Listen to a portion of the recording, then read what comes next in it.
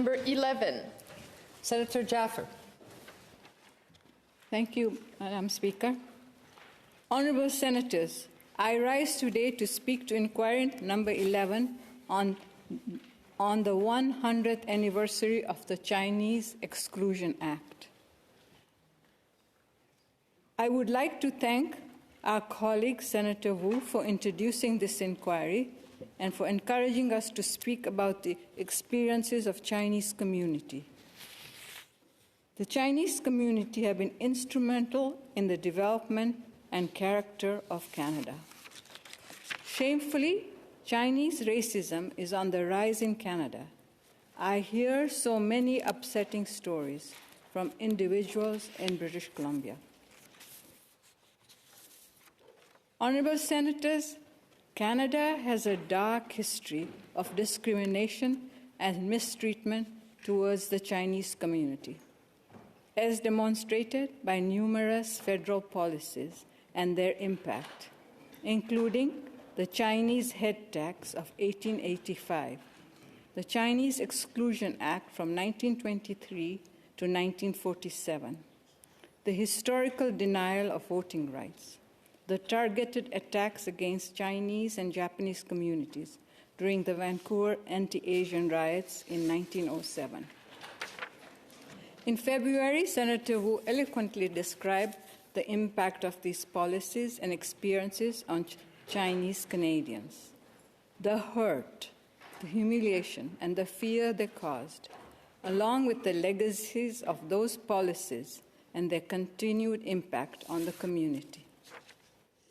The COVID-19 pandemic brought forward some of the thinly veiled resentments that have continued to simmer in society.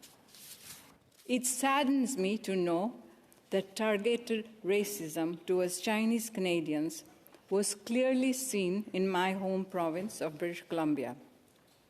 Evidence of this shameful reality can be found in a comprehensive 500-page report by BC's Human Rights Commissioner, released earlier this year.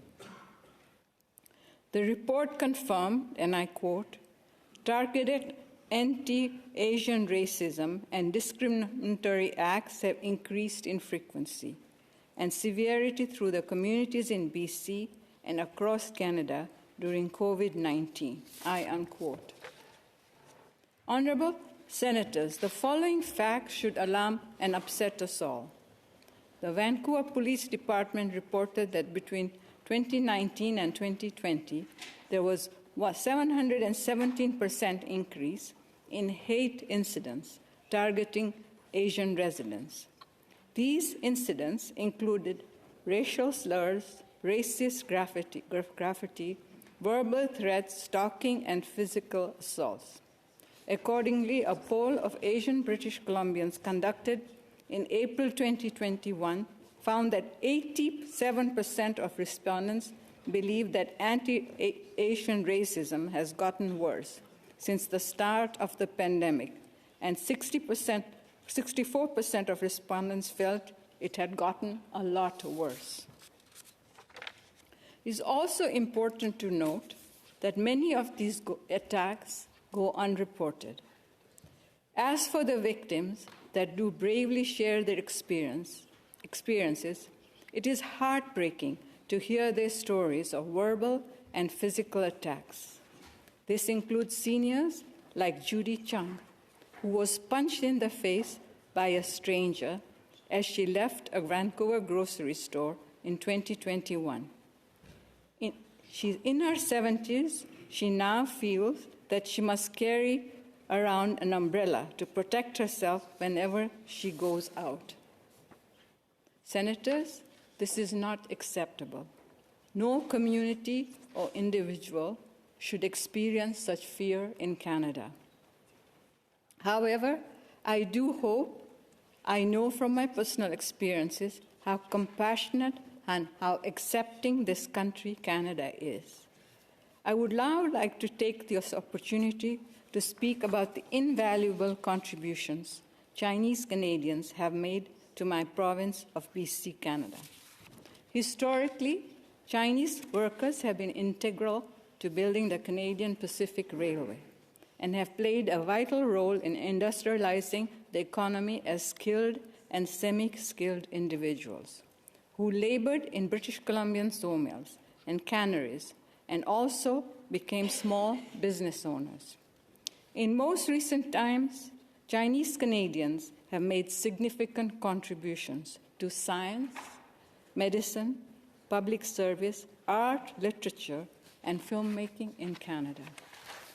I, for one, know, based on my personal experiences, as I have spent a lot of time in hospitals, that hospitals in Vancouver and surrounding areas would not be resourced as well without Chinese Canadians' contribution, especially during the pandemic. By highlighting the incredible achievements of notable Chinese Canadians from British Columbia, I hope to broaden our understanding of their generous contributions. I'll start with our former colleague, Senator Vivian Poy, an Ontario senator. Senator Poy was appointed to the Senate of Canada in 1998 by Prime Minister Jean Chrétien. She was the first Canadian of Chinese descent to be appointed to the Senate and spent much of her 14-year tenure devoted to gender issues, multiculturalism, immigration, and human rights, and was the sponsor of the bill in having May recognized as the Asian Heritage Month across Canada. Outside the Senate, Vivian is an accomplished businesswoman, author, and philanthropist, with a PhD from the University of Toronto in history.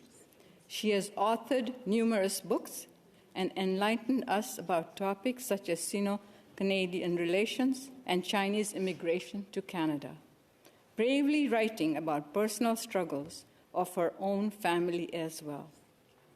Since retirement, Vivian has continued her work with organizations that aim to improve the lives of women and girls in developing countries.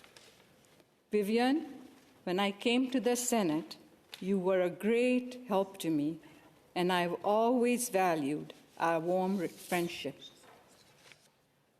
In British Columbia, the man who has provided the great service is David Lam.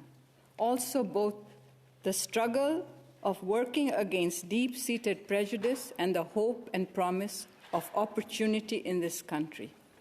David Lam was the 25th Lieutenant Governor of British Columbia from 1988 to 1995 and was the first Chinese Canadian to be appointed as a vice-regal in Canada. He once described his responsibility as Lieutenant Governor as being a healer of wounds, a matchmaker of sorts between people of different views, and one who offers encouragement and inspiration, close quotations.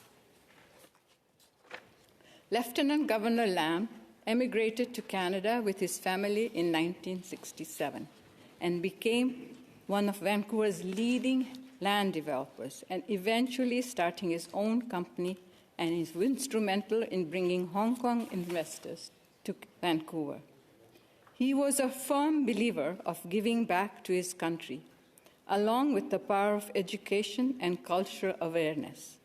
In 1983, he established the David and Dorothy Lam Foundation and the Florbunda Philanthropic Society. The two charities donated millions of dollars to British Columbian community projects, such as the Sun Yat-sen Classical Chinese Garden. Lieutenant Governor Lam also provided funding for numerous initiatives in collaboration with universities of British Columbia, including the Institute of Dispute Resolution and David Lam Auditorium at the University of Victoria, and the David Lam Center for International Communication at Simon Fraser University. Like Lieutenant Governor Lam, Milton Wong balanced a successful business career with a strong sense of social responsibility. He made tremendous contributions to this community in Vancouver and across fields such as finance, arts and culture, sustainability, multiculturalism, and academia. Specifically, he founded the Laurier Institution, a non-profit organization that dedicated to the study of diversity in Canada. Mr. Wong always went out of his way to encourage younger people or budding politicians to become active in politics and community. He was with me when I had tough times in politics and rejoiced with me when I was appointed to the Senate. He was a true mentor to many, many people, and I will always remember what he did for me. Lastly, I would like to mention my friend Edith Nee, a recipient of the Queen's Golden Jubilee Medal. Among her many roles, she was a member of the Immigration and Refugee Board of Canada and a director of the BC Press Council. Edith had dedicated her career to educating issues related to immigration, refugees, residential schools, press ethics, and freedom. She is very much involved in BC community, pushing for the empowerment of women and visible minorities. Senator Jaffer, I must do this technical issue. So, honorable senators, it is now 6 o'clock, and pursuant to Rule 331, I'm obliged to leave the chair until 8 o'clock, when we will resume, unless it is your wish, honorable senators, to not see the clock. Is it agreed not to see the clock? Thank you. Carried. Senator Jaffer. Thank you, Speaker.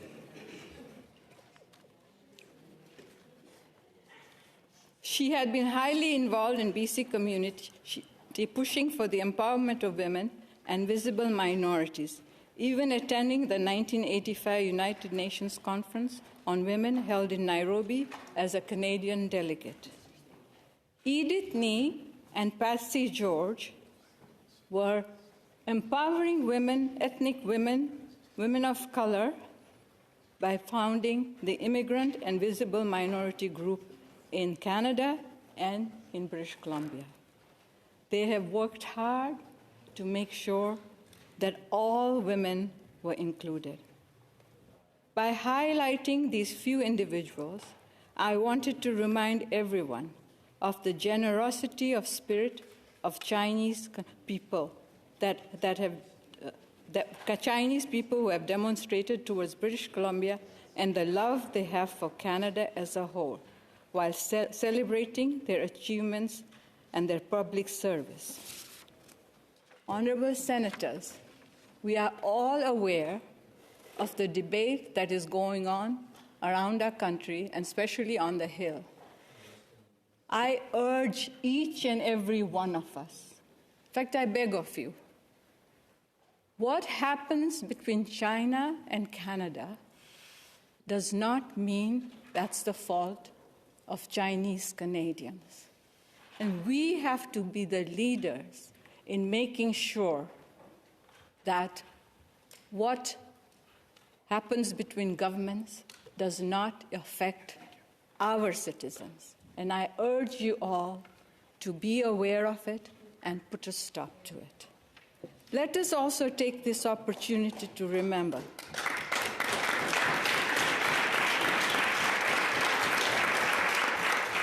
Thank you. Let us also take this opportunity to remember that diversity makes this country stronger. It is the key to our shared prosperity, and there is no room in Canada for intolerance or hate. And never again should we pass an act such as the Exclusion Act. And never again should we treat Chinese Canadians any different from any other Canadian. They belong to Canada. Thank you.